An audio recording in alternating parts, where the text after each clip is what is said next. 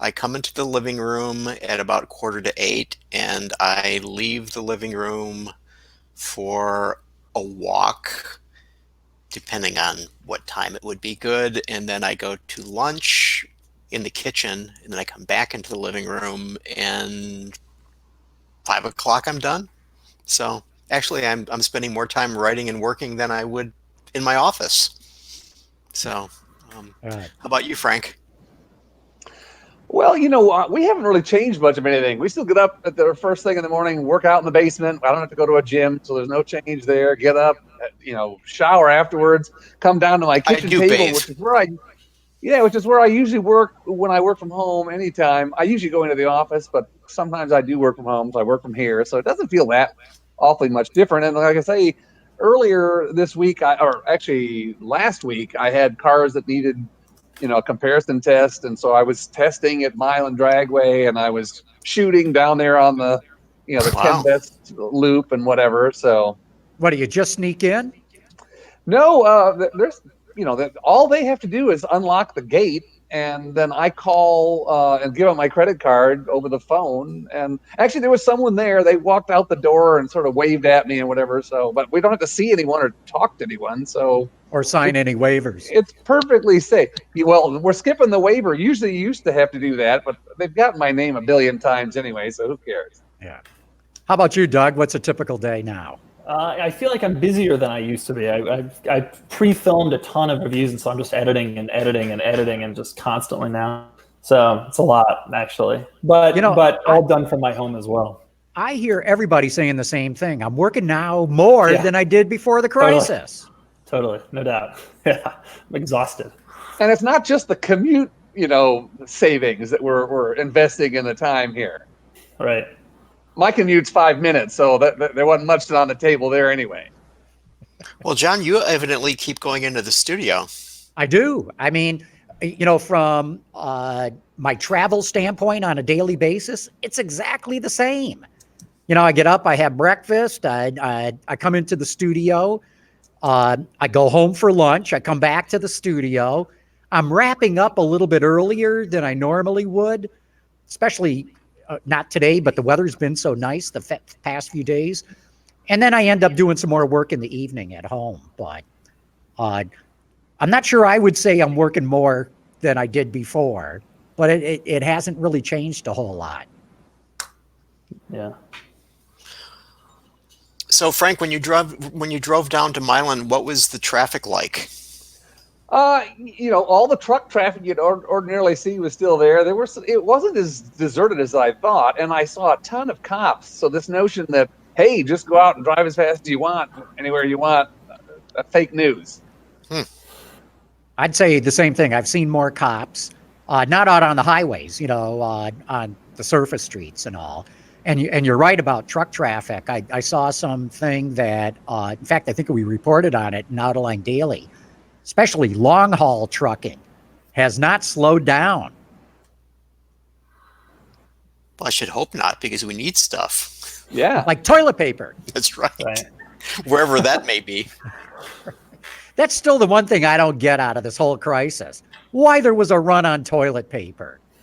Well, someone explained it to me is that usually a lot of people, it's not that they're going to the bathroom anymore. It's just they're doing it at home always instead of half of it at work. And so the usage is, I didn't understand either. I'm like, oh, well, okay, now I sort of get it. Yeah, I still don't think that explains it. I think people just panic or so. The word went out. You gotta get what? Toilet paper and rice and dry beans. That's the other thing I've heard is on a run. I was worried that supply would start to get messed up, and then toilet paper is a necessity. Right. Yes, it is.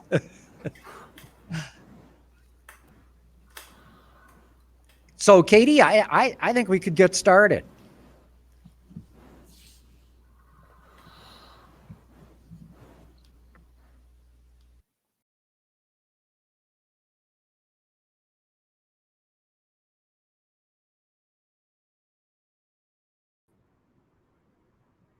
This is Autoline After Hours with John McElroy and Gary Vasilash, episode 504 for April 9th of 2020. Doug DeMuro, YouTube's car reviewer superstar. Watch Autoline After Hours live at Autoline.tv every Thursday at 3 p.m. Eastern Time. That's 12 p.m. Pacific. You can subscribe to this podcast for free by searching for Autoline in iTunes, Stitcher, or YouTube. Autoline After Hours is brought to you by Bridgestone Tires. Your journey, our passion.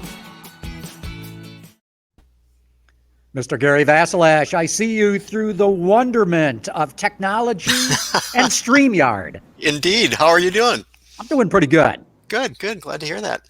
Yeah, I mean, even though the whole industry shut down, there's still plenty to report on, still a whole lot to learn about, and we're trying to share that with all our viewers. I know you're doing the same. And I think that, the industry is operating in a way that it hadn't operated in quite some time. So there's stuff going on. But so 39 years ago today, one of the most forgettable vehicles of the modern era was introduced. Now, I know you're not going to guess this one. Maybe one of the other folks we'll be showing in a minute will, but it was the Pontiac T1000. Do you remember that car? Yeah, I remember the T1000. The Pontiac version of the Chevette. Exactly right. Yeah.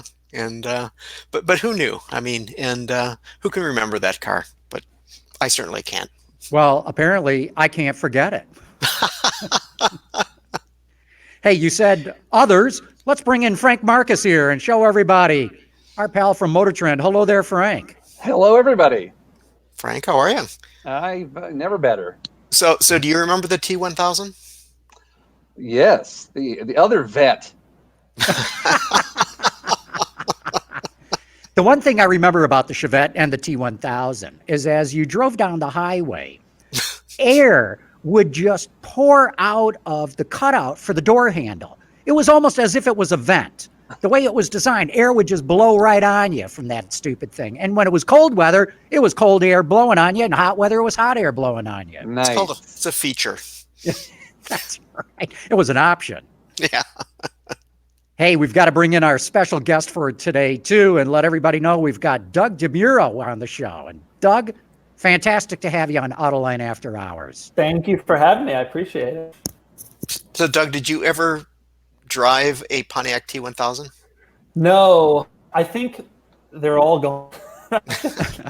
Doug, you're missing out, and we're going to get into why in a minute. You could have millions of views on a T1000. You'd have a riot with a test car review. I think I would have you and Gary, and you'd be the only people watching that T1000. That's probably true. So, Doug, we got a lot to talk about here with you, but let's get it started. How did you, you've been reporting, you've been an automotive journalist and all. What got you into the whole online video car review thing? Yeah, it was an interesting thing. I worked actually at Porsche Cars North America in Atlanta, and but I had kind of a boring desk job, and I just decided I wanted to different. I was like, just college. Started writing about cars, and then I started writing on Jalopnik, and then after a little while, my columns were kind of getting popular, and a reader suggested to me that I should make videos, and it hadn't even occurred to me prior to that moment, and so I made a video, and now I've made like 400 and some, and here we are. So that simply. So when did it really start to take off? I mean, I'm sure it took you a little bit of a while to start building it. Yeah, the first video was the fall of 13, and it started to take off in the fall of 16. So it was about 3 years before. But you're stuck with it. You saw something there. Yeah, and plus I was writing. I mean, that was the bulk of my income was for various different apps, and so I just was kind of doing as. And so was there a tipping point? Was there something where you went, yeah, now it's really taken off? I switched in August of 16. I started doing 2 videos a week, and it started to really kind of blow up. But I do remember the moment that I felt that it was going to work. I had meetups. I drove across the country in 2016 on an Aston Martin. I drove from Philly to California and back.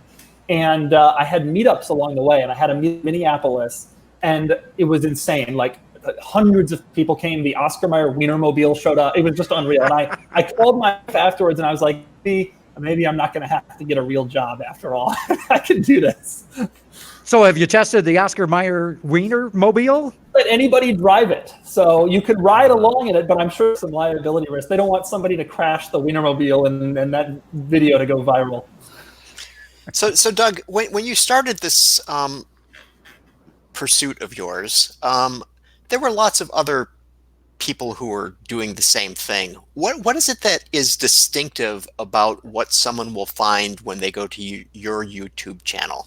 Well, for one thing, when I started doing this, there's a theory among YouTubers that you kind of had to start in about 2013 or earlier to be successful. And so when I started doing this, I did start then. And so there weren't as many.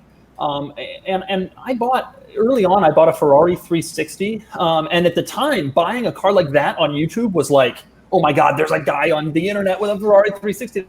Now YouTubers are buying crazy cars. It's like nothing.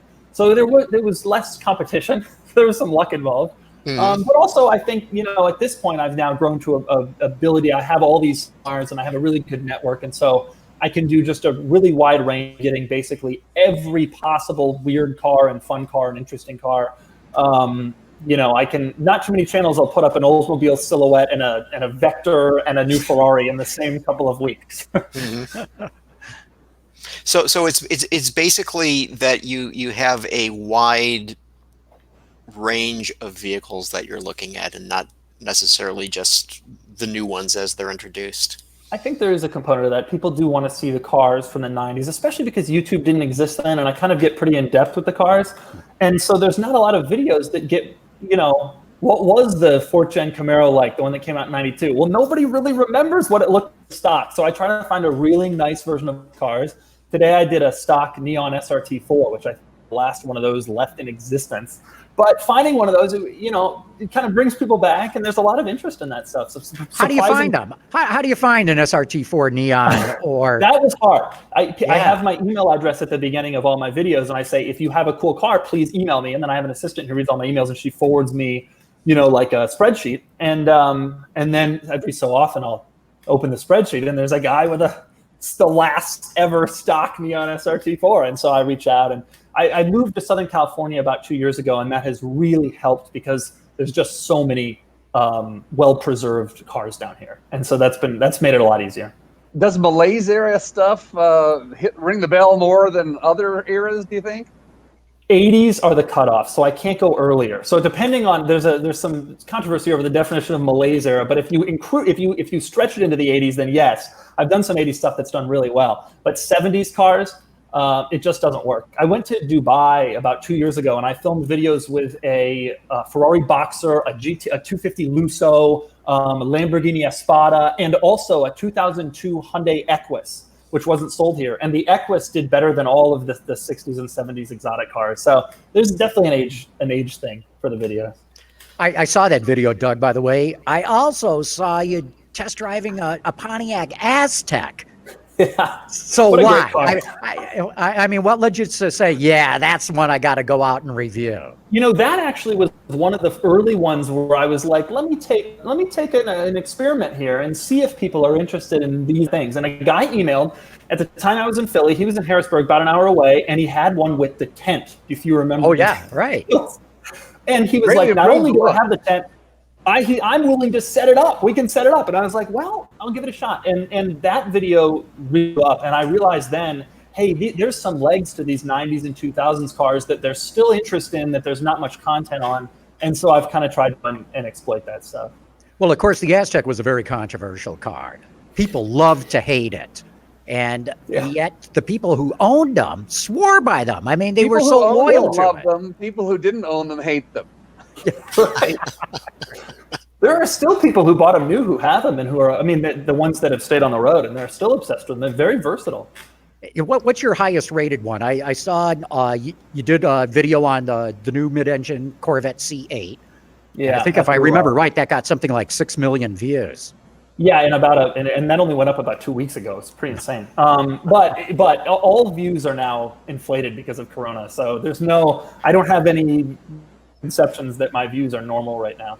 But highest rated, Bugatti Chiron did well. The new Ford GT I did really early on, like right when it was first launched. I went to the press launch and did that. So a few of those exotics, but there's no video that has ever really broken out way more than the rest. That's still pretty good numbers, man. Yeah, no, there have been some big ones. Yeah. Tell me how you got the Chiron and where did you drive that? The Chiron Bugatti did hook. I generally avoid press cars, but Bugatti did hook me up with that. It was an interesting situation. There was a new Bugatti dealership opening in Toronto, and the dealer and Bugatti kind of worked together to get me to do the car. So I flew up there and shot the car and kind of promoted the dealer opening, and it was an exciting thing. And that really blew up. That was, at the time, the biggest moment of my life and on the channel, and everything. It's huge. So you didn't go 250 in that one? No, I drove it around Ontario, which has some of the most restricted speeding laws in the country. It was actually very scary, or in North America, it was very scary. Yeah. So why do you avoid press cars? I've never felt too comfortable with the automaker giving you the car and then asking for an objective review. So even if I do take a press car, if I go on a trip, I pay for my own flights and my own hotel and that sort of thing. It's just to me, it doesn't quite have and also I feel it's very important to disclose to the viewers where the car comes from, and the viewers get very upset. The last time I did a full press car and went on a trip at their dime, it was Jeep Wrangler at the end of, I think, 18 or maybe 17, and I disclosed that Chrysler paid for my trip there, and people became irate. And I'm like, hey, listen, Chrysler ain't winning me over with a coach middle seat. Okay, that's people still get so mad. I thought, you know what? Forget it. I'm just gonna not deal with the BS anyway. I'm in a lucky position where I'm able to, do that. So, John was talking about the vehicles that have high hits. Now, I was looking at your Doug scores, and so actually the Chiron comes in second on the Doug score with a 73. The 1994 McLaren F1 comes in number one at a Doug score of 74. So tell us about Doug scores.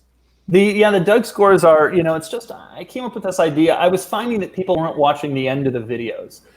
They would watch as I go through the interior and the exterior and all of the little quirks and features, as I call them, but they wouldn't watch as I drove the car because there are far more competent car driving reviewers than me.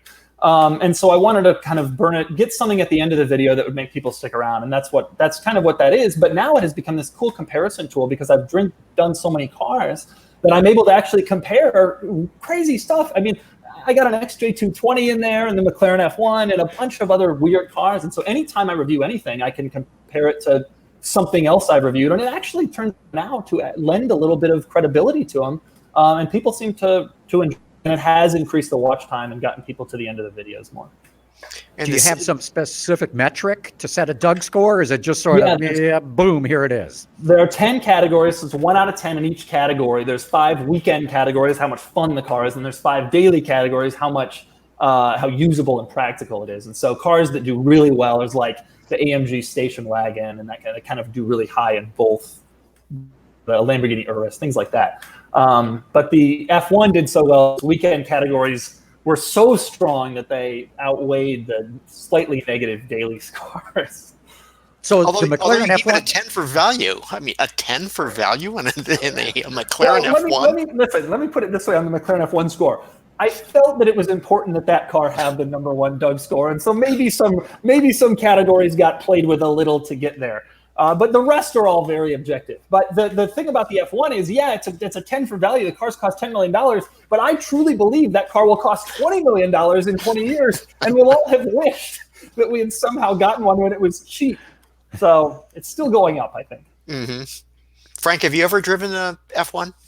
No, I have ridden in the left saddlebag of an F1 one time in England. And it was stunning even from that position. So the BMW Isetta comes in at the lowest Doug score of a 25. Tell us about that one. That is the only car that has ever broken down while I was reviewing it. It's quite a bad car, but it was a ton of fun. And now, what was the failure mode when it broke down on you? It broke down. I filmed it at a dealership that specialized in weird stuff, but it was a personal car of the owner of the dealer. It broke down. We towed it back to his shop with a Range Rover Classic that he had, which was a great picture. And he never touched it again. That was 2 years ago. I don't think he's moved it. So we don't know. But Well, I've got you beat. I was test driving a Daewoo Laganza, and the engine blew up. Yeah. I put a rod through the block. This was when it was new. Car. What? Don't forget, that was affordable luxury, Frank. That was not luxury even a little bit. And then the other one, I had a Maserati 430 lose the rings on the high-speed oval at Chrysler. So that's 2 cars that I've broken while testing. That was less surprising.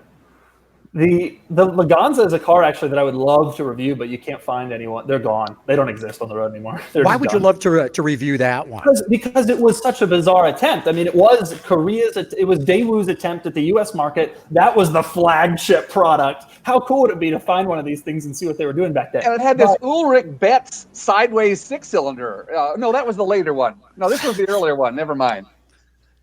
It was such a bizarre. I mean, all those, the Lanos and the Nubiro, they were all, and no one remembers them. So it'd be interesting to see what we could get anyway. See, Doug, the one that got away from me is the Mitsubishi Mirage. That thing was so, reviled by everybody who ever test drove it or wrote about it. They pulled them out of the press fleet before I got my go at it. So I'm forever renting cars, and I'm always renting from a company that says they've got a Mirage, and I always get or similar, as if. In order to review a Mirage, I rented it on Turo. I felt it was so important to make fun of that car that I rented it on Turo for $30 a day. And the video blew up. That's great, because there's no or similar on Turo. That's right. That's it. That's right. I wanted a Mirage. I'm sure the guy thought I was nuts, but whatever. It worked out. So I'm curious how you go after cars. Is it just people saying, "Hey, I got this. Do you want to test drive it?" Because I mean, you've gone everywhere. I saw your review of the Kia Spectra. Pretty good beat up one too at that, all the way to a Chiron or a McLaren F1. How do you decide, okay, I'm going to go do this one, or do you go after cars specifically? Well, I do. Mentally, I have a list of stuff that I like to do. And the stuff that I want to do is generally 90s and 2000s stuff that doesn't get much coverage. The problem is I end up filming too many of those. And so I have to, that's the one thing I have to stop myself from. For instance, right now in my queue, I have a 96 Impala SS. I have I just put up a Fiero pretty recent.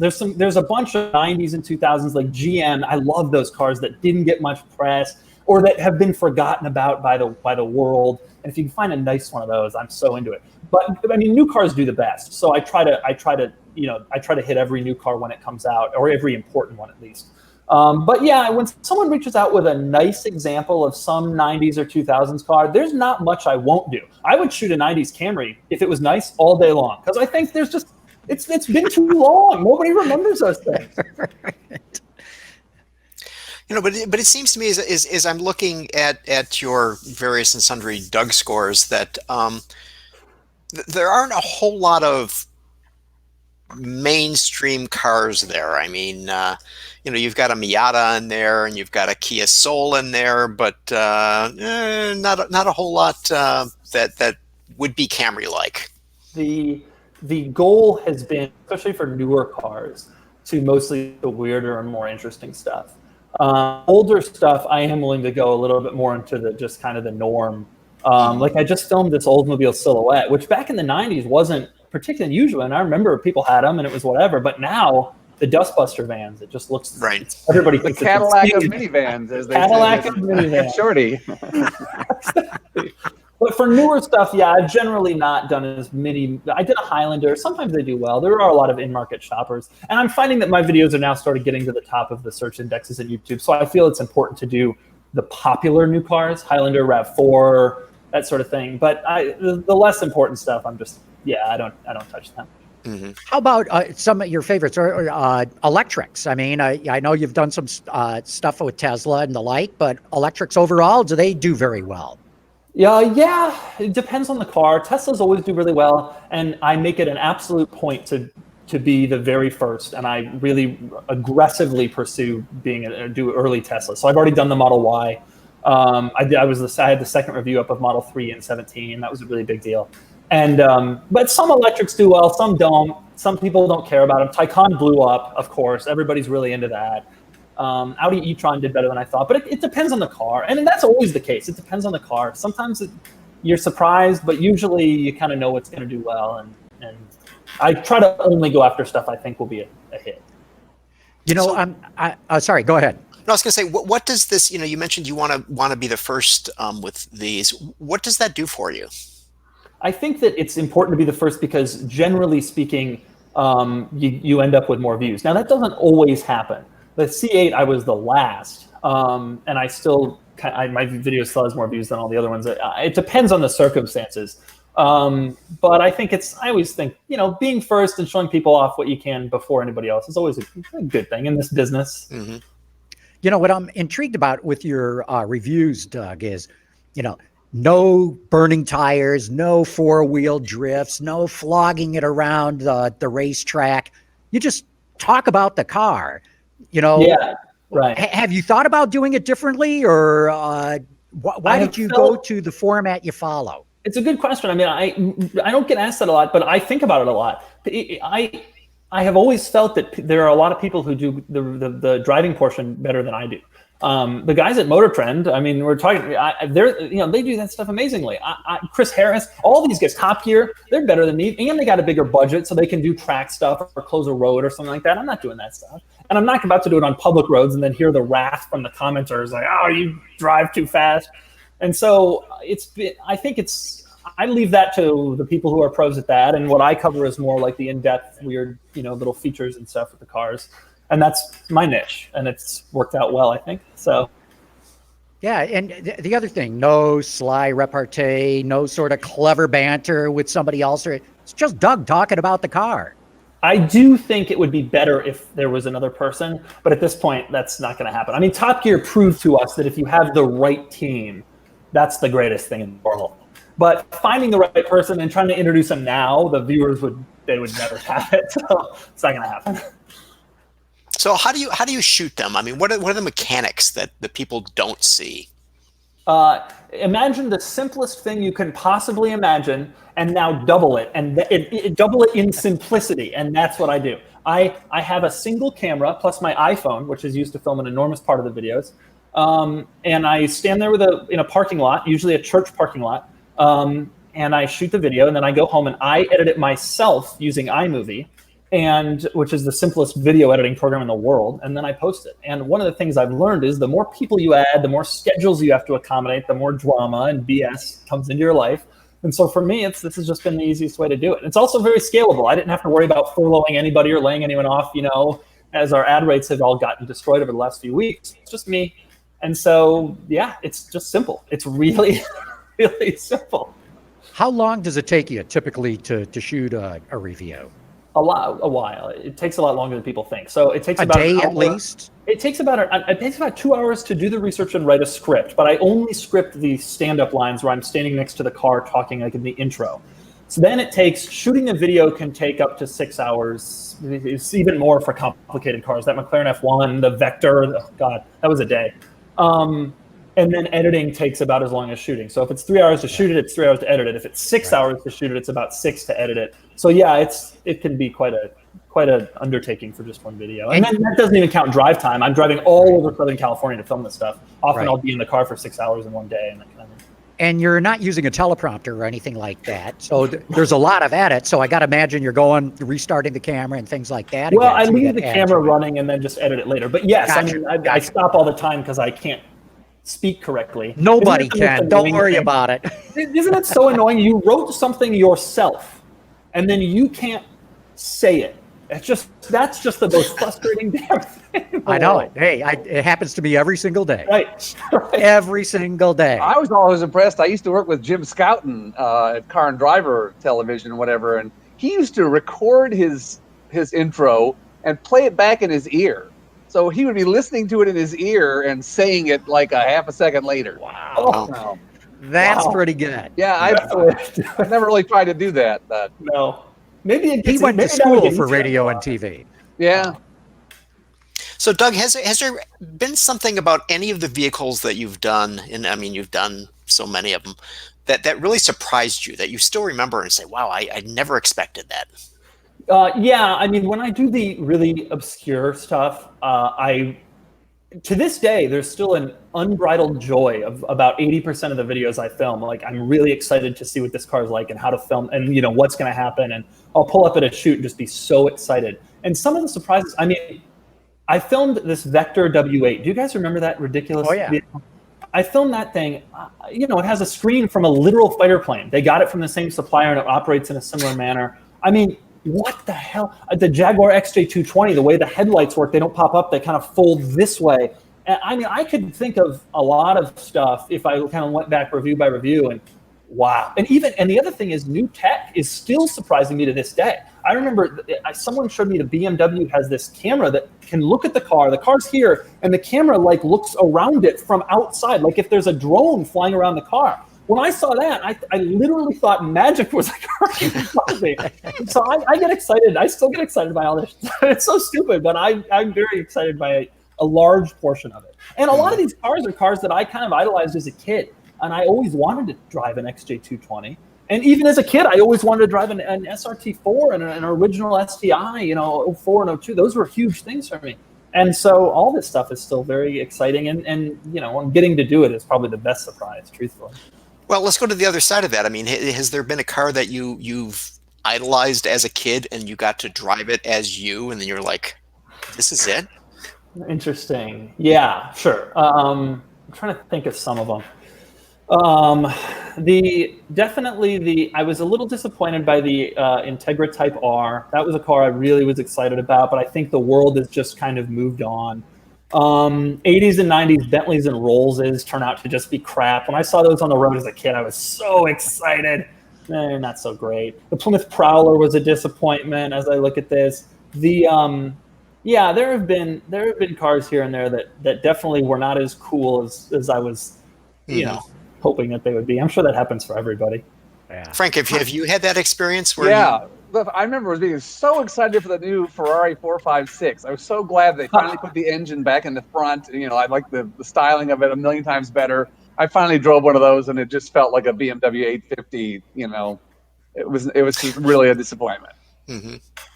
Yeah. Doug, is there anyone that has gotten away from it where you're like, dang it, I gotta get that car? Yeah, there are a few cars that I want to shoot that I haven't been able to yet, but my view has always been, especially for older stuff, it doesn't really matter all that much, right? Like if I film, I've felt that if I film a Countach today or if I film it in 3 years, it's going to get the same amount of views. You know, there's no urgency. So like Bugatti EB110, I would love to do, a Ferrari F50, cars like that. But EB110, I'm sure.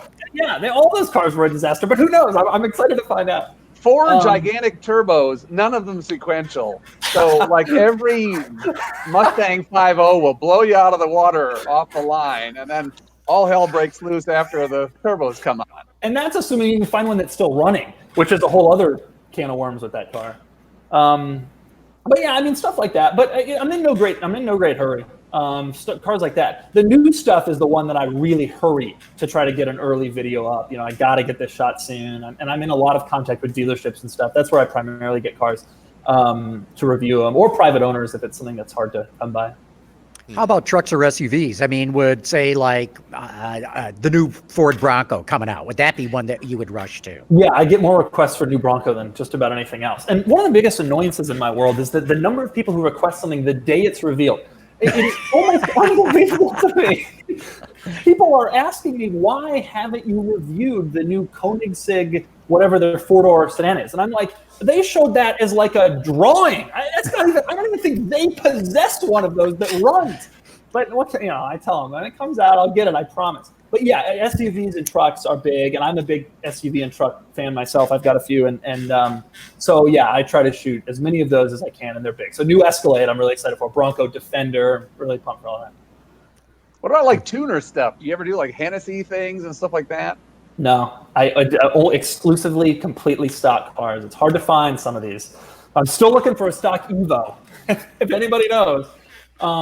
It's hard to find, but no, I think when you tune it, you kind of mess with the original aspect of it, how we all remember it. And so, you know, my saying has always been, if you review a tuned car, you review a car that a guy made that way. But if you review the car in its factory form, you review the way they all were. And it's just got a broader appeal. You know, you're doing a lot. you're very successful at what you're doing, but are you thinking, okay, next step is what?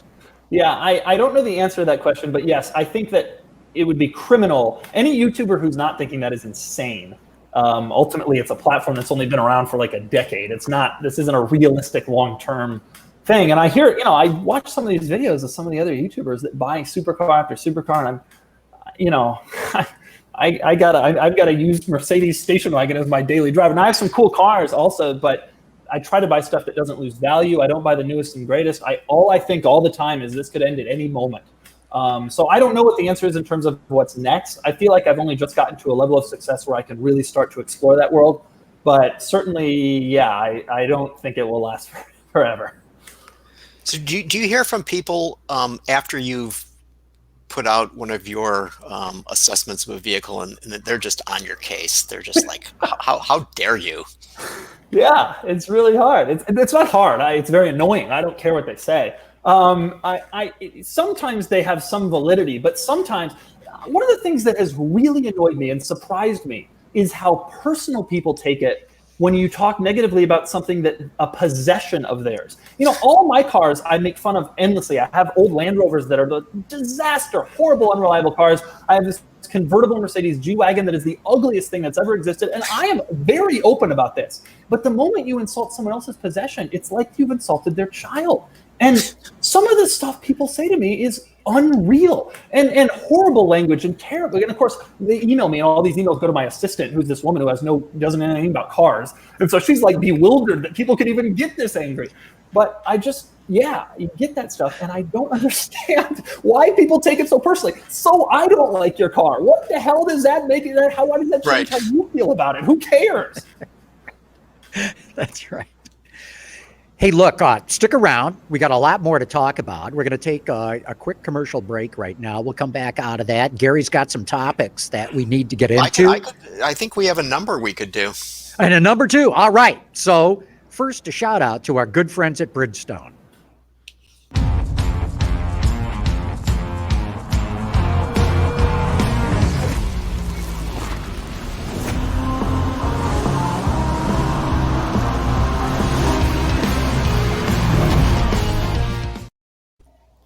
All right, we're back talking all things automotive. But before we get into Dr. Data here, those of you who go to our website may have noticed that we've got a little donate button on there.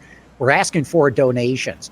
All of our revenue that comes in here at Autoline comes from automotive suppliers who are, really want to get their wares out to and message out to the people watching the show. Well, as you know, everything's shut down right now. Everybody has slammed on the brakes. In fact, one of our advertisers, even though they've already paid for their advertising, asked us to stop running their ad just because they thought it did not look good right now for one of their ads to be running while they're laying off people, cutting pay, and all that sort of thing. So if you can find it in your heart to donate, it doesn't even have to be a lot of money, but we're just looking for support. Anyway, thank you for my interruption into everything. Now let's get to Dr. Data.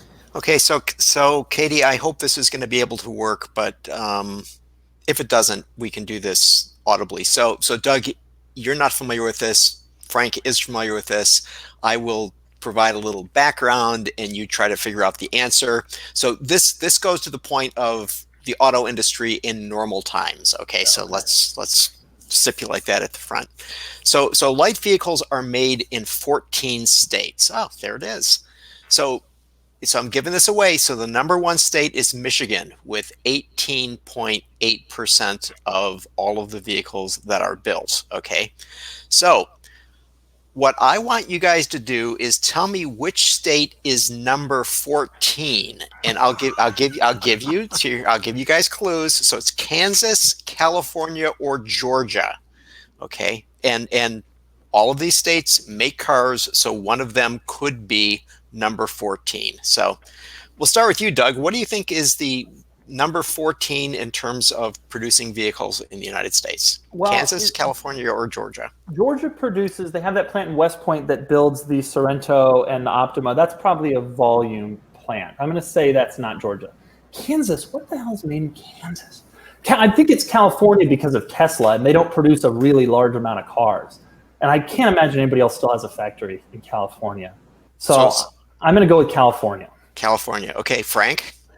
I was going to say Kansas. Yeah. It's like you say, it could be, but I'm going to go with Kansas. John?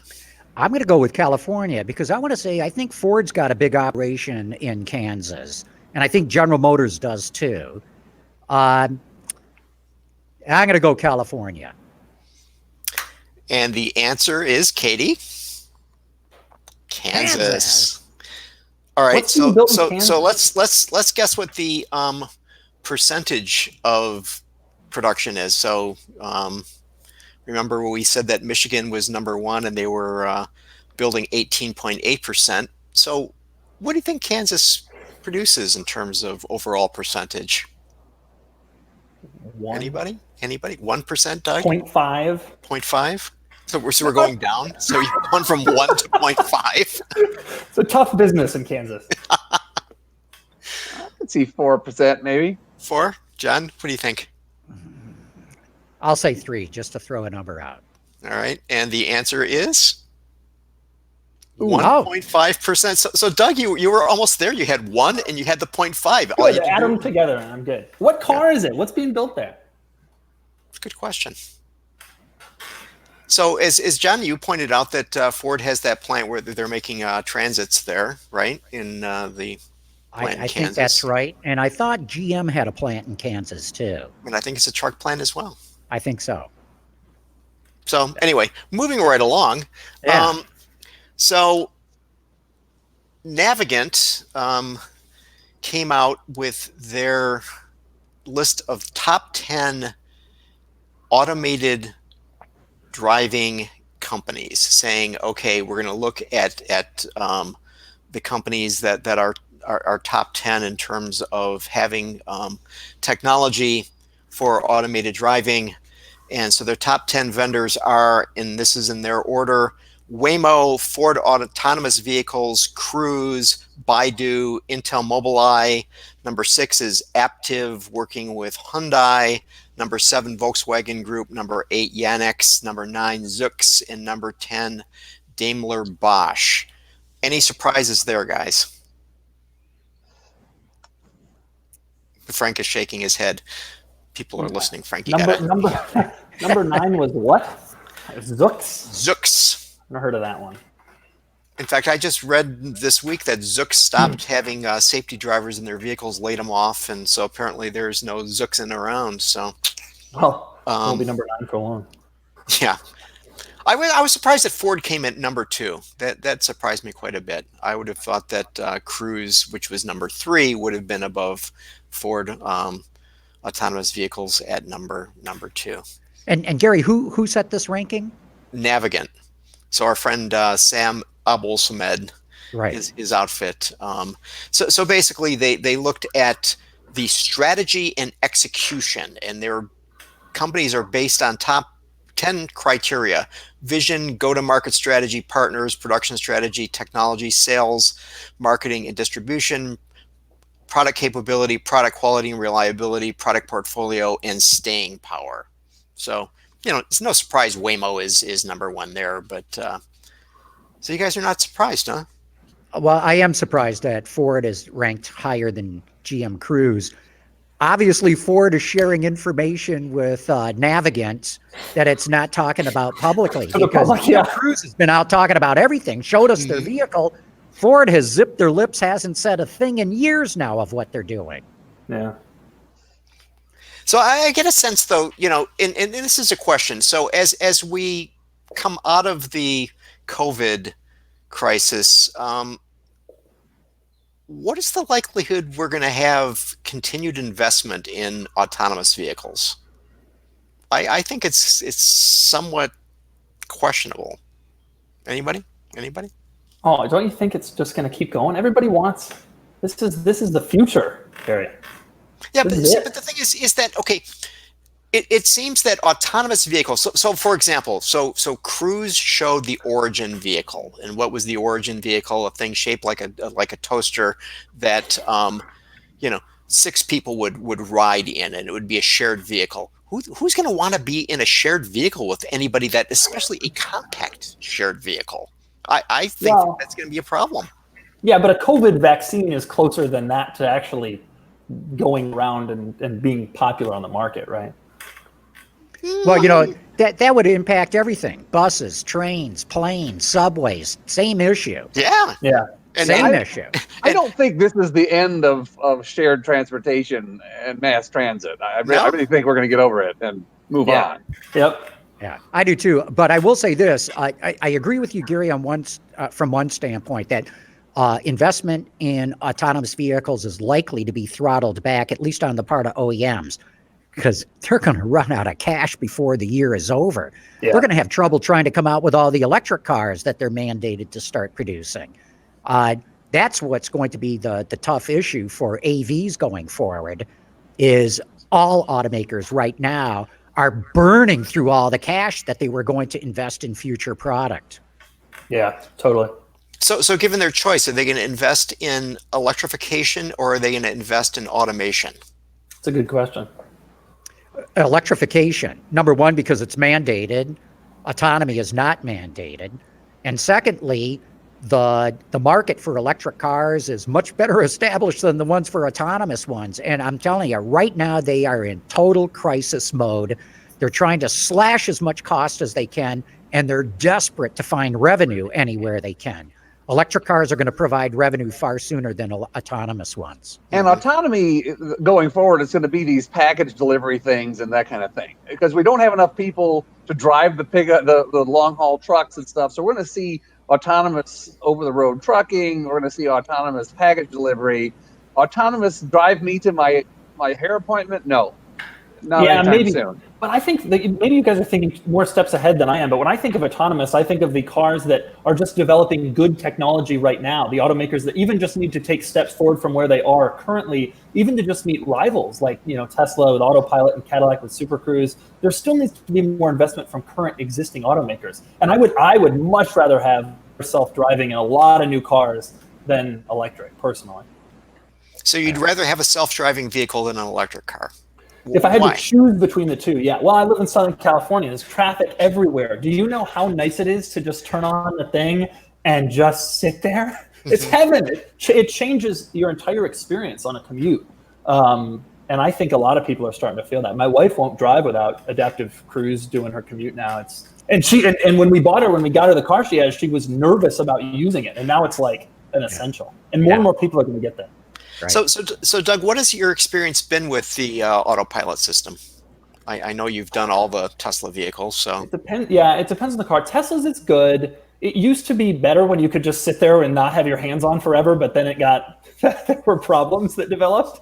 I find it to be really good, but I personally think that Cadillac Super Cruise is a better system in the situations in which it can be used, which is just on their mapped roads. Tesla works great in a more general setting, but Super Cruise, you literally can just sit there because of the camera monitoring you. And I am so into Super Cruise. And CT6s with Super Cruise used are getting into the 30s. And Addison, that is an attractive car. What else you got there, Gary, that we should be talking about? Well, so staying with the COVID theme, boy, General Motors is doing one hell of a job in terms of the contract that they got for building ventilators. So someone is going to look at the big number, which is $489 million, and to build ventilators, and go, oh my goodness. But they're building 30,000 ventilators for that money, and basically that is under $17,000 per ventilator. I checked out the number on the Medtronic website to see what they would charge, in ordinary times for a ventilator, and it's anywhere from $25,000 to $50,000. So here it's under $17,000. I mean, is this General Motors doing things at cost, or is they're amazing at making stuff? What do you guys think? No, they've said they're doing it at cost, and it shows you what the kind of markup there is for medical equipment. Yeah. Because remember, up until this crisis, before all the automakers and suppliers jumped in to help, there was a few handfuls of companies doing this sort of thing, and with very low volume, and them being the only ones in town, they could charge almost whatever they wanted. So yeah, GM has publicly announced it's doing this at cost. Wow. Well, it's pretty darn impressive that they're able to switch that plant in Kokomo over so quickly to be able to do this. Totally. So, John, you were mentioning the burn rate that the auto companies are going through, and the National Auto Dealers Association came out with their predictions for this year, and they're looking at sales of not more than 13.5. You think they're right? I do. And in fact, I'm trying to remember who else was it. IHS. Somebody else came out and said it's going to be under 12 million. So, I mean, this, for the year, not a SAR rate. In fact, the SAR for April could be 3 or 4 million. That's how bad it is. So what are you hearing, Frank? Well, first of all, seasonally adjusted, none of that math applies right now. So, but yeah, I'm hearing under 12 from some sources for the end of the year total. Yeah, crazy. Yeah. And it depends how long it goes on, right? Mm-hmm. That's right. Yeah, it's sort of difficult to go to your car dealer when your car dealer's closed, except for the service department, and therein lies a problem there. But one of the challenges is that a lot of people have leases that are coming up. We're talking on the order of 1.8 million people have to turn their leases between March and July. I just wonder how that's going to work out for them. How is it going to work? Has anybody said anything? I don't know. I didn't even think about that. Well, you're not putting any miles on them. They're sitting at home. Yeah. I think That's time right. just stops. Time That's stands right. still. Delta has told me it's time to stand still for my frequent flyer miles, right? Yeah. My club, membership goes another 6 months. Everything so I think surely the same thing will probably happen with those lease cars. Especially if the automakers want to get the people into the next one. You don't want to be a jerk and try to screw them somehow. Right. Yeah. Yeah, but I think what you're going to see is what's already happening now. Dealers are getting set up to handle all the transactions online. They will deliver the car to you, so you don't even have to come into the dealership. So much, certainly financing, insurance, title, and things like that can be done online right now. I think this could switch things entirely. In fact, and the Tesla model is probably going to not become the model for car dealers. They're still going to be franchised. But the whole idea that you can transact so much of the vehicle online is going to be easy. And of course, with a lease, you're not going to haggle over the trade-in. There may be some inspection to see if there's any damage or stuff like that. But you don't have to have somebody, taking it around the block for a test drive at the dealership to see, what kind of price that they're going to put on the vehicle. So my guess is most of those leases will get renewed, provided the people that are having their lease expire still have a job and can make payments. Right. Because there's this online operation called Swap a Lease. And if you want to get out of your lease, you can put it up there and you got to discount it, obviously. Somebody else can take it over. And, maybe you got to walk away from something that you put a big down payment on, or at least a down payment. But long story short is, Swap a Lease said in the last week they've seen a 66% increase in people trying to get out of their leases. Wow. Now, those are the ones who are dealing with Swap a Lease who are interested in doing that anyway. So that doesn't necessarily mean 66% of all leasees are trying to get out of it. But it's a data point that shows a lot of people are going, man, I just can't afford this thing anymore. Well, but John, you raise an interesting point, and we've talked in the past about dealerships as the model that goes forward, and about the fact that the way the franchise laws are written, that the traditional dealers have themselves pretty well protected. But it seems to me that if you're talking about a situation whereby you're basically buying over the internet, I mean, I've got to believe Amazon is going to be sitting there going, this seems like a pretty good space to be in, and we've got the bucks to take them on in court, probably more than Tesla does. Could this be the end of dealerships as we know them? Boy, yeah, great question. And Amazon could get into the business by buying franchises too. There doesn't necessarily have to try to pull an end run around. There's still more money to be made in the F&I department and in the back shop service department than there is in selling new cars. So I'm not sure that an Amazon would be as interested in just trying to transact vehicles. There isn't a whole lot of markup for it in that regard. The real money's to be made in having, brick and mortar and service cars. Right. What do you think, Doug?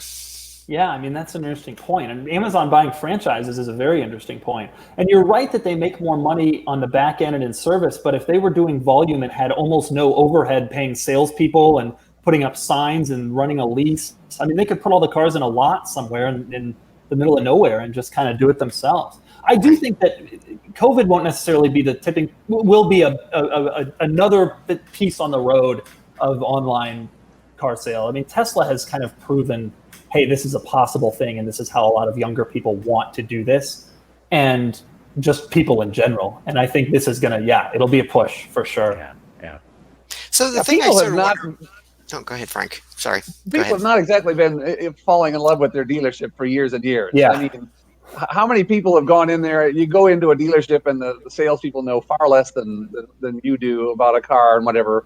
So, I mean, it's unfortunate that this is happening now, but maybe it needs them to straighten that all out, or improve the sales experience somehow, because no one likes their dealerships, generally speaking.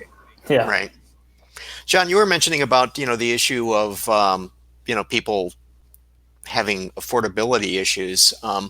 So what I wonder, and I would like you guys to chime in on this. When we come out of this and when people start going back to dealers, are they going to be buying things differently than they have, say, in the run up to this? I mean, I get the sense that there probably will be more frugality on behalf of people than there has been. That they're looking at it from the point of view of, gee, suddenly this came out of nowhere, and I was stuck on furlough for X number of days. I don't know that I want to buy something that is as expensive as I would have in December. Yeah. What do you think? But don't you think people just are going to eventually go back to their normal? I mean, car loans now are as long as they were in 08 or longer. Eventually it just kind of creeps back into their mind. Oh, I want that nice feature and whatever. And maybe for a while they'll hold off, but. Yeah, what we're seeing right now are a number of automakers offering 0% financing for 82 months or 84 months or whatever it is. And undoubtedly, there's going to be a stimulus program coming out of Congress. There's already talk of a cash for clunkers kind of a program to put cash right in the hands of consumers. And what happened last time is people take that money or the 0%, whatever, and they buy up more car than they would have otherwise. They use the incentives to upsell.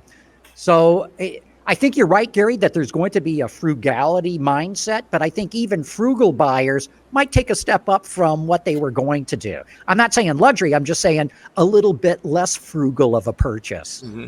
What do you think, Frank? The whole thing is so much different than anything. We've been through the downturn in 08 or whatever. That was one. This is something so totally different. And as you say, so out of the blue that I don't know what kind of, I hate to prognosticate what sort of outcome it's going to provoke.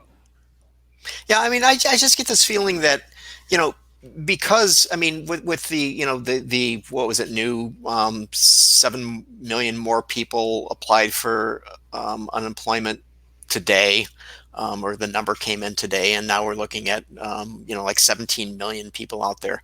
I just get the sense that the auto industry is going to be facing an entirely different type of buyer coming out of this. I mean, people sometimes use the analogy, 9/11 or whatever, and the auto people came back strong.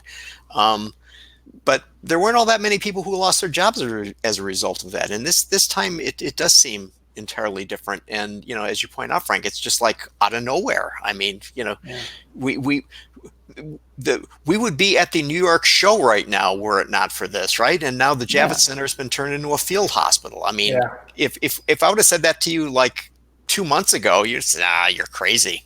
And they'll probably still be using the former Kobo TCF Center as a field hospital when we're supposed to be there for the Detroit show. So, and what's the used car situation? Weren't we hearing that there was this glut of lease turn-ins coming in. Aren't there going to be a lot of those to choose from too? Which, at least that's a way to get a nicer car for less money too. Right. There is, but I think it was NADA that came out and it projected, used car sales have normally been around 40 million a year. They're expecting it to drop down to about 29 million this year. So that's going to really drive down prices of used cars. Interesting. And plus, it so much depends on how quickly it comes back. You're talking about employment. I mean, how long will it be until we all feel safe going to a restaurant or going on an airplane? Even if the curve is flat and it starts to come down, you're going to be nervous, especially if you're in one of the hot spots and you start maybe hearing even a couple of days where it starts to go up. Well, everybody's going to freak out again, and that's going to have a huge impact. People lost their jobs overnight. I don't think they're going to come back overnight. That's my big fear. Right. Yeah, totally agree. Mm-hmm. Gary, do you have anything else? If not, we've got a bunch of questions that have come in. Let's go to the Doug questions because I have more unfun stuff. So let's go to the questions.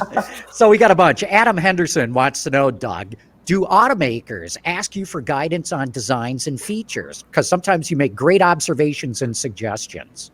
No, and automakers are only just starting to really reach out to me and realize that, hey, maybe this new YouTube thing is a space that they want to be in. Only just. In the last couple of months, I've started to finally get some automakers, hey, maybe we'll talk to you. And it's like, come on. They just discovered the internet the month before that, so, Pretty much. Some of them are great. Some of them are better than others, but some are I'm stunned, some of the stuff I hear. Okay, Dale Leonard called in. We can't play phone calls with this setup here, so he says, hi, John and Gary, your longtime loyal follower out of Cleveland, Ohio. First off, I have a quick shout out to Frank Markus. I'm a loyal follower of your columns. Good job. Keep up the good work. So there you go. Thank you Frank. very much. I just finished one today. Here's the question for you, Doug. He says he realizes you're a very, very busy person, but just wonder. He says, but I'm just wondering when I'm going to get a reply to my emails. Well, we now reply to every email. We have an automated response to reply to every email, and then I personally reply to as many of them as I can. But it's not easy. I get about 100 emails a day, and then another 70 Instagram messages and Facebook and tweets, and it's a stream, let me tell you. Okay, Alexander Karabitsa says, Doug, a few years ago, you reviewed a Peugeot 3008. Yeah. With the brand supposedly set to make a comeback, do you think the brand will find success in the U.S. this time around if their vehicles are priced competitively? Truthfully, I think we're in a situation where, and probably you guys would agree with this, so we've hit peak car and the industry is starting to contract, maybe not very quickly, but a little bit. And frankly, I think what we need is fewer brands and not more. And I find it surprising that Peugeot feels that now is a time to try to make a big inroad into a very expensive regulatory and geographically, in terms of dealer network, market. They also don't really have the products for it. They have, in terms of SUVs, they have small stuff. That 3008 is front-wheel drive only. The engines, they don't have anything with enough power for the U.S. market. A lot of development would have to occur for Peugeot to be successful here. It's possible, but I think if it was me, I would spend the money elsewhere, Asia, or even just enhancing the lineup in Europe. Okay, now PSA is going to emerge with FCA, presumably.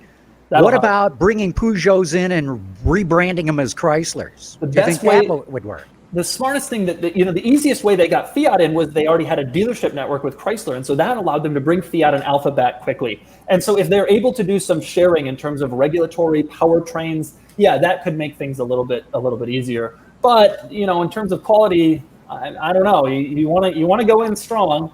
So we'll see. Well, I don't know. We'll just have to see what happens. That would certainly be a benefit. Frank, what do you think? Peugeot coming in? Yes, no, thumbs up, thumbs down?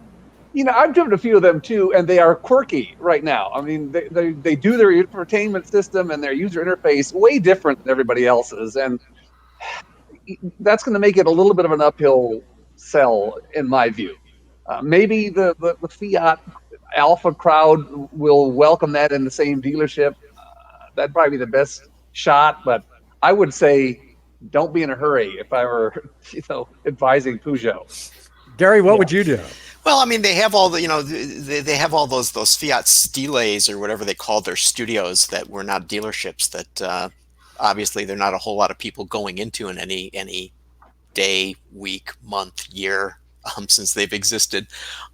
I could see them just saying, okay, you bought that Fiat franchise, we got something else for you now. We got this Peugeot thing. Let's just move that right in there. But I've long thought that if they're going to do this, they should take advantage of the sedans that they have and replace things like the Chrysler 300 and say, here, we got something new for you. Yeah. That saves Chrysler some money. You get the marketing. So I think that may happen if this deal goes through. So yeah.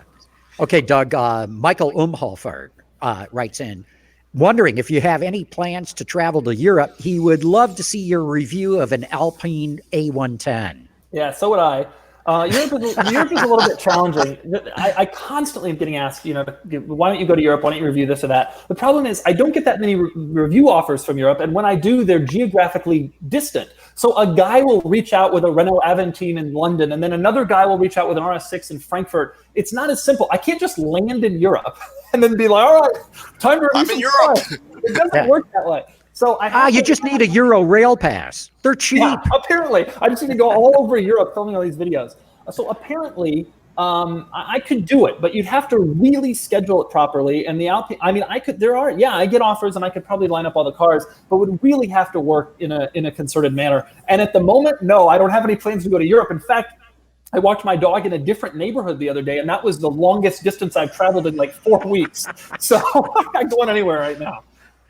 Okay, Joe Laszlo wants to know, what car would you import from Europe with the 25-year restriction? With the restriction, so like if it was over 25 years, I would bring the Audi RS2 Avant. In fact, I really want to do that. And I've reached out to some people prior to the COVID thing, trying to figure out if maybe that's the next car. If we could do under 25 years, I would love to have an RS6 wagon. The Mercedes C43 wagon from the late 90s, I'd be really into. Those would probably be, and I would love to have a Fiat Multipla because I personally like that car, but we're getting close to 25 on that car. So maybe I'll be able to do that myself. Isn't the RS6 wagon a little too closely related to the All-Road? You had a lot of affection for that car, I noticed. One of the very bad cars. Yeah, for sure. Yes. And that's the generation I would probably want to bring in. They were terrible. And they were the sedans that they did sell here were horribly unreliable. One of the most unreliable cars in the last 20 years. But they're cool. Reliability is not a major factor for me when I'm making an automotive. Really? Hey, I'm with you on the Fiat Multipla. That thing was so weird. I loved it. Yeah. Okay, Mark Shearer wants to know, is the Trabant the worst car you ever reviewed, or is there something worse? Trabant, the Isetta, the Mercedes-Benz Metris I find to be a truly hateful automobile. One of the worst new car on sale for sure. No. You ever get a Yugo? Did a Yugo. That was also terrible. But all of those cars, with the exception of the Metris, had a purpose that they served a market. The Yugo was the bargain basement car. It did okay. The Yugo was so bad, I actually enjoyed driving it. It was so bad. It was fun to drive. Interesting, right? Exactly. You could be at 35 miles an hour and absolutely be at 10 tenths. Everything's shaking. And that was wonderful. An Italian car somewhere deep underneath it. A Trabant was just an East German hunk of junk. There's no saving that. That probably was. I mean, that and the Isetta were probably the worst. Yeah. Well, see, what surprises me, I'm looking at your Doug scores here, and the 2012 Murano Cross Cabrio ties with the 2017 Metris at 30. The Cross Cabrio was a terrible automobile as well. However, personally, I love them and I'm thrilled that it occurred. I own 2 convertible SUVs. I'm trying to corner that market. And so maybe the Murano convertible is the next one that I need to step into. Okay. Drew McReynolds wants to know why you left Porsche and how'd you ever get the job there in the first place?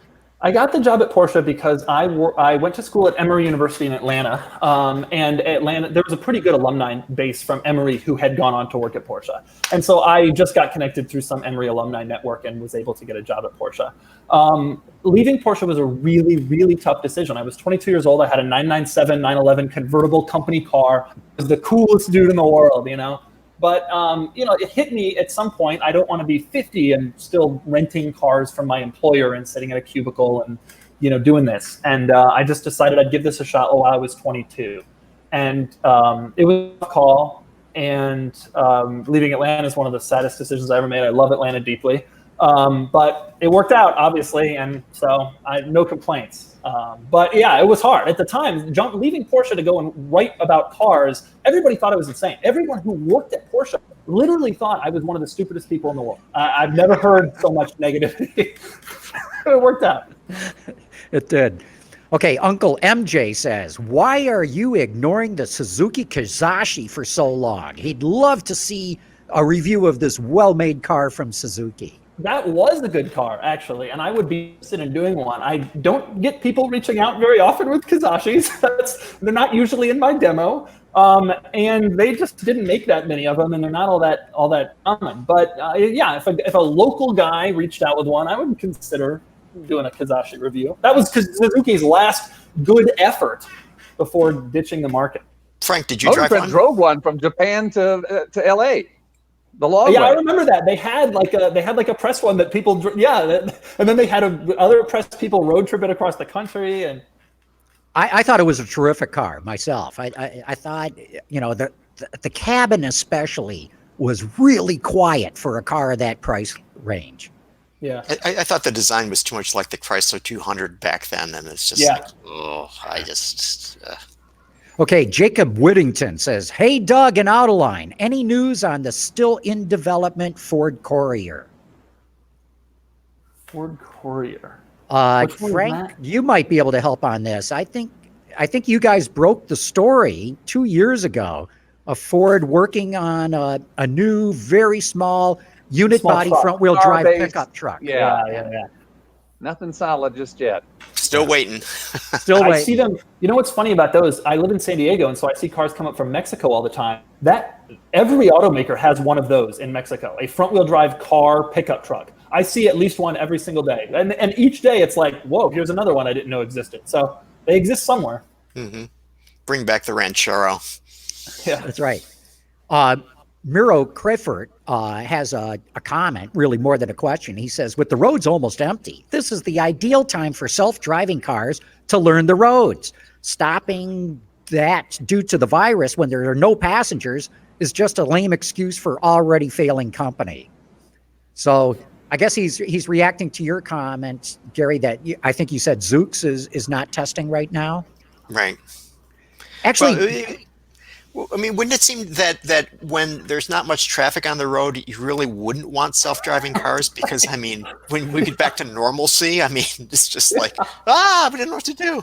And actually, this is not a good time for autonomous cars to go out and learn the road. They need pedestrians and bicyclists and stupid drivers doing stupid things to really learn all the edge cases that are out there. Yeah, totally. Mm-hmm. Let's see. Alex A says, speaking of frugality, can you speak to the values of collector cars, which have been falling? Do they fall much further, or do people embrace life and buy their dream ride? Have they been falling? I mean, where? I'm looking. I don't know. I've been curious for some deals. I've been interested if there would be some deals coming out of this. Because I remember in 2009, I was in college, and I remember thinking, man, if I just had some cash, I would buy a Countach and an F40. And F40s were selling for $250 back then. Now they're $1.3 million. So I've been looking like, is this going to happen again? I haven't seen. There was certainly a peak maybe a year or two ago, and they've dropped a little since then. But I haven't seen any free falls or fire sales yet. Yeah, the auction results I think were all down a little at Barrett Jackson and so on. But I think in those cases, the inexpensive cars were up. It was the top of the market that was down a little. So the inexpensive cars were up, and the expensive cars were down. You know, we're going like hotcakes. I'll bet if you look into it, Doug, the cars that you're doing, like the 90s stuff, are probably appreciating in value because that's a generation like you're talking about that is aspiring to these cars. Whereas muscle cars from the 60s, I mean, that's all boomer stuff. And as boomers retire and the like, my guess is that segment's going to start to drop. And in the 20s and 30s, the brass age stuff, unless they're really rare and have quite the pedigree, my understanding is those kinds of cars are starting to drop in value as well. Yeah, no, I agree with all that. That's definitely true. And the 60s stuff must be dropping. But even then, there's still a lot of younger people. That was a great era. There's some amazing cars. You know, maybe it'll be propped up for a while. I don't know a lot of people who want 50s tail fin stuff who are younger. I think that stuff's going to be the next fall. Ball for Life 850 says, Doug, you have to drive either the 4-cylinder Camaro or the Mustang EcoBoost. Which one do you choose and why? That's a tough one. I actually have not driven either of those. I've done all the performance versions of those cars. So I don't know. I like that engine that's in the EcoBoost Mustang. I've driven it in other cars. It's a great powertrain. And I generally like the current Mustang a little more than I generally like the current Camaro. So I'd probably choose that. But they're both great cars. Isn't it nice to be finally in an era again where the Mustang and Camaro are both awesome? You know, That's great. The 90s were a different time, you know. Frank, 4-cylinder Camaro, 4-cylinder Mustang. Which one? They both have really nice like performance packages and stuff optional on them. I'd rather look out of the Mustang, frankly. The Camaro is just, you know, a little too Sit in bunkered the in. bathtub. Now, feel. what was it, the Monitor or the Merrimack? Which one of those Civil War boats that had the little slits that you look out of? That's the Camaro. Yeah. Gary, have you driven either one? I've driven the Mustang. I have not driven the 4-cylinder Camaro. I've driven a 4-cylinder Camaro. It's a 4-cylinder Camaro. That's all that need to be said. Well, I think the EcoBoost package is pretty good. I'm with you on that one, Doug. Yeah. So Sky Diggity Dive says, Doug, would you consider doing more Doug videos on different versions of cars that you've done long ago? Maybe even a CTS V wagon. Yeah, for sure. And I think that's where I see the channel evolving, because I covered some cars early on that I just didn't cover in that much depth. And I need to go back and recover them now that I have a bigger audience and I go more deeper into cars. Yes, V-Wagon is one I really want to film. My very first video was with a V-Wagon that I personally owned. And I have not made a single video with a V-Wagon since then. But they're just not all that common. I haven't had more than a few people out. And when they do, they tend to be in Detroit, where a lot of them were as company cars and then kind of... So it's hard to find one. But yeah, I think I am going to go back and start doing cars in depth. In fact, I just filmed a Carrera GT, which I have already done. I didn't even bother finding a new version or whatever. I filmed another one because I didn't give it its due back when I shot it 4 years ago. Frank, doesn't Bob Lutz have a manual transmission CTS-V wagon? Oh, yeah, they weren't all that rare. We had a long-term one, a black one, and a friend of mine here in Detroit had a purple one with a manual. Wow. That's pretty good. Yeah. Okay, Jay Stevenson wants to know, Doug, you ever going to do a cross-country road trip again? I have driven the country 13 times. And each time before I'm going to set out, I think to myself, this will be the greatest adventure. And it's honestly, it's 2 hours into the trip when I think to myself, I can't believe I let myself do this again. I don't have time anymore. And in fact, when I go to buy new cars now, I used to look for the challenge, find a car that was 5 states away and drive it home. I just don't have time to do that stuff anymore. Yes, someday with my wife when I'm old, I will do another cross-country road trip. But I think that the days of that stuff happening for my channel and for my life now are really, unfortunately, over. Speaking of that, did you see that someone just did a cannonball run taking advantage of COVID in like 26 hours or something like that? I've been thinking about it a ton. I've been thinking if you want to do it, now is the time to do it, for sure. There's nobody on the road. You stick out like a sore thumb, though, wouldn't you? The guy going 150. Yeah. Yeah. I'll tell you though, it's insane. Southern California is unbelievable. The day the lockdown was announced, I drove up to LA. I had to go the next day. I already had a video shot. It was one of the last ones I filmed. And I drove up there, and it's taken me 4 hours one time to get from LA to San Diego, where I live. And I got back in like an hour and 50 minutes or some unbelievable. There's no traffic. I never came to a stop. Driving on the 405 at 4 o'clock on a Friday, going full speed. Unreal. Crazy. Yeah. Okay, Tom Stewart wants to know, would you ever consider reviewing Class 8 tractors? Yeah, I think a lot about reviewing weird stuff. And in fact, my second channel was intended to kind of do some of that stuff. And for various reasons of time management, that hasn't happened. I was about to start devoting a lot more time to it just as COVID hit. And so now I can't do much. But yeah, I've been offered tractors, helicopters, airplanes. I've done a few houses. I did a hotel room in Vegas a couple of weeks ago. Yes, I will do some weird stuff. It's coming, I promise. Some stuff requires special licenses and that kind of thing, but a police car, San Diego Police Department just reached out, so when this is over, I'll do a police car. So there's going to be, yes, weird stuff will come. You're in San Diego. You need to try and drive the weirdest thing I ever drove, which was a deep submergence vehicle out of the Navy station. The Navy, yeah, they reached out and they offered a helicopter. Not that I can fly it, but sit there and I will do weird stuff. Yes, I got to drive the submarine. What is it, Frank? Awesome. It was a submarine, like Alvin, and a single individual person one, like just you. There were 3 of us in there.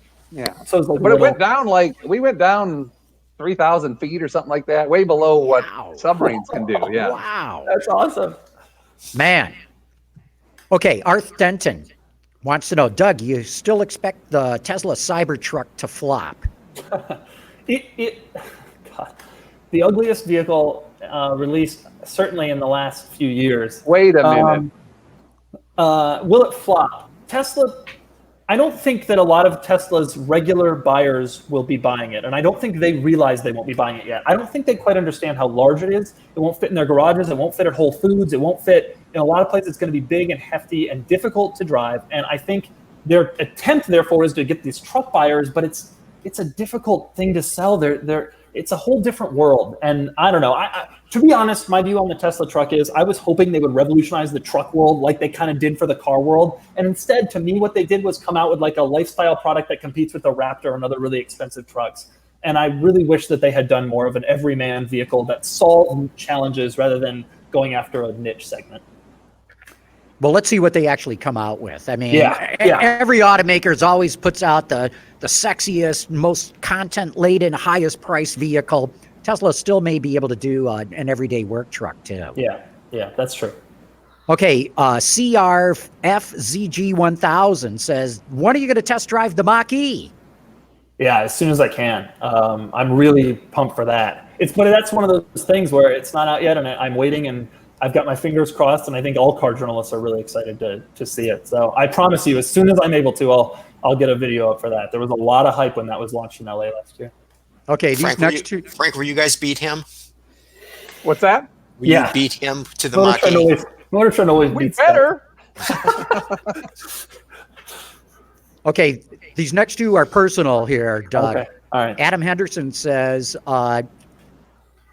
does Doug deliberately keep the same clothing for videos for continuity, or is his personal wardrobe really limited to chino shorts? Yeah, and then Aurora Jones wants to know why you wear 2 shirts. All right, here's the deal. Yes, all I wear is T-shirts and shorts exclusively.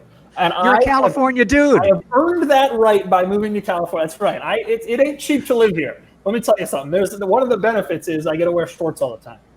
I'm really casual, and I don't dress up. And aside from weddings, shorts and T-shirt. That's me. That's what you see. The real me is not any different than what you see in the videos. Why do I wear 2 T-shirts? Here's the answer. It's because I sweat, and I used to film in Atlanta and in Philly where I used to live, and I sweat like crazy. Now, a lot of people say to me, Doug, you should get this. You should try this. You should try that. No, listen, I got it covered. I wear 2 T-shirts. It works great. And people are emailing me, why don't you do this? Try this product. I don't care. It works. This is how I operate. If it works, I'm good. I'm staying with it. And so that's that. That's great. Okay, we're going to start wrapping this up. Josh L. wants to know, which generation Mazda MX-5 would you own if you had to own one? That's a good question. I've always liked the styling of the NB the most, believe it or not. I probably would get an ND because I like the tech and I think it is very true to the original car. And so you get some of the benefits of a modern car without the safety challenges of the NA and the NB. Driving an NA on today's roads scares me. It's small. Gary, do you have a preference for any of the Miatas? That's a good question. I mean, as you say, Doug, the original one is really small, and the current one seems sort of big. So I wouldn't go with either. So I guess I have to come down where you're at. Frank? I kind of like the Fiat 124. I was going to say. Wow. Nice. I like to see a good deal. You're not going to see yourself coming and going in that one. You probably get a very good deal on one of those. Get it before the Peugeot comes into the dealership. Okay, and last I already own an old car with a 124 motor, so Okay, they're still coming in, but I think we're going to let's see. Well, I asked you this one. There's still another one coming in. Drew McReynolds says, "Ask Doug about more Doug DeMuro. I saw your review on $100,000 a night hotel in Las Vegas." Yeah. On $100,000? They claimed that it was $100,000 a night, but really it was a hotel room that they rented out to have a $1 million credit line with the casino. You got to be an individual. That's a person. That's a type of person. Imagine if you had $1 million line of credit with a casino. But yeah, $100,000 a night was the rack rate, they claimed. But it was a cool room. It was 2 floors, and it had a hot tub hanging out over the balcony, and yeah, it was really That's neat. all? I mean, you don't get a butler? You don't get a valet? You do. Personal Okay. butler, valet, Okay. concierge, take you anywhere in a limo, everything you could think of, pretty much. Okay, David Grisco's got a great suggestion, and Frank, we're going to start with you on this. Give Doug a Doug score. I'm trying to remember what the rate. I think I heard 70s was the highest, so I'll go somewhere in there. How's that? Good. That works.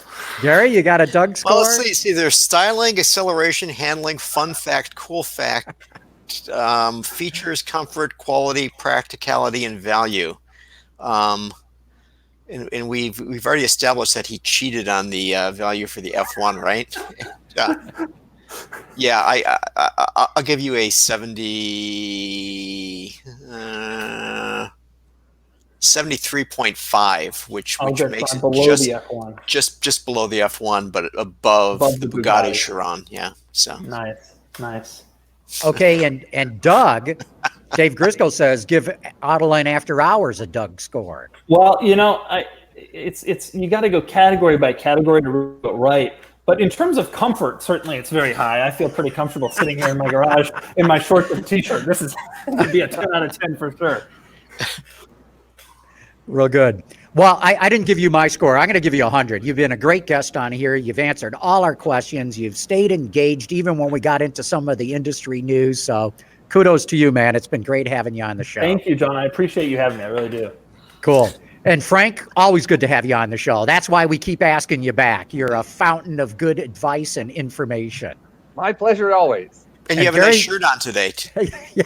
I took the occasion to wear a collar first time. And Gary, we do a great job here, so we're going to keep on doing it. We'll be Okay. back here again doing it next week as well. All right. Thanks, guys. Okay. Want to thank All right, everybody buddy. for having tuned in. Autoline After Hours is brought to you by Bridgestone Tires. Your journey, our passion. Visit our website, Autoline.tv, where you can watch us live Thursday afternoons. Get your daily fix with Autoline Daily and in-depth analysis and interviews with Autoline This Week. There's all that and much more at Autoline.tv.